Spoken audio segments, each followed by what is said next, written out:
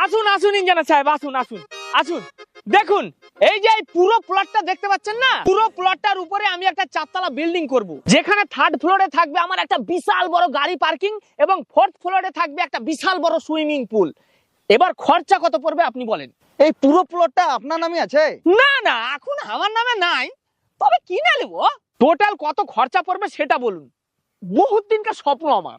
মোটামুটি 3-3.5 কোটি ধরে রাখুন। 3-3.5 কোটি লাগবে লাই?